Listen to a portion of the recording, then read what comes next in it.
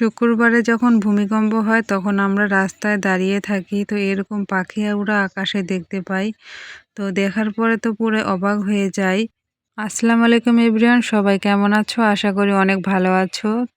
যারা পেজে নতুন আছো তারা অবশ্যই ফলো দিয়ে পাশে থাকবে নতুন নতুন ভিডিও দেখার জন্য। আর আমার ভিডিওগুলো কেমন লাগে অবশ্যই কমেন্টে জানাবে। আজকে সকাল সকাল ঘুম থেকে উঠে আমরা এক জায়গায় যাওয়ার জন্য বের হয়ে পড়ি পরিবারের সবাই মিলে।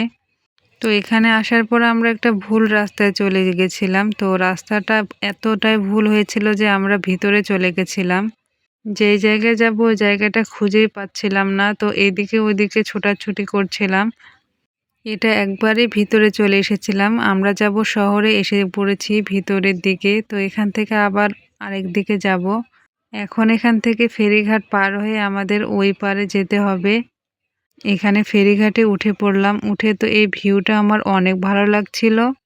আজকে জীবনের প্রথমবার ফেরিঘাটে উঠলাম। এর আগে আমি কখনোই ফেরিঘাটে উঠিনি।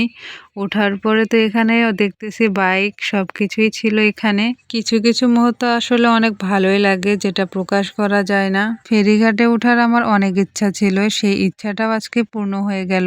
আসলে যদি ইচ্ছাগুলো পূর্ণ হয়ে যায় ছোট ছোট, তাহলে কিন্তু ভালোই লাগে।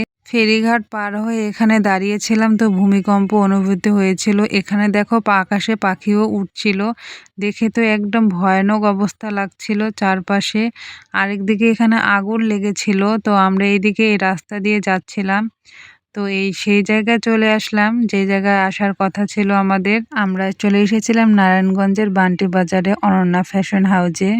এখান থেকে আমরা কাপড় নিয়ে যাব। তো এখানকার কাপড়গুলো অনেক ভালো ছিল, মানসম্মত ছিল। তোমরা যারা ব্যবসা করতে চাও তারা এখান থেকে এসে কাপড় নিয়ে যেতে পারো। প্রত্যেকটা মেয়েরই কিছু না কিছু করা উচিত, নিজের হাত খরচের জন্য হলেও ব্যবসা করা উচিত বা অন্য কিছু করা উচিত। প্রত্যেক মেয়েদেরই নিজের পায়ে দাঁড়ানো উচিত। এখানে সব প্রকারের থ্রি পিস ছিল। এখানে থ্রি পিসের ব্যবসাটা করলেও কিন্তু অনেক লাভবান হওয়া যায়। থ্রি পিস তো সবাই পরে, মা থেকে শুরু করে খালার মেয়ে সবাই পরে।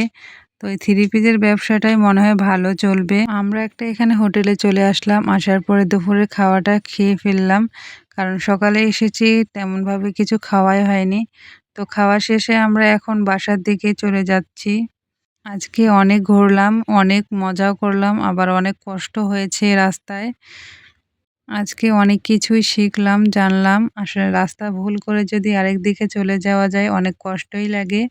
তো আজকের ভিডিওটা এই পর্যন্তই। সবাই ভালো থাকবে, সুস্থ থাকবে। দেখা হবে নেক্সট কোনো ভিডিওতে।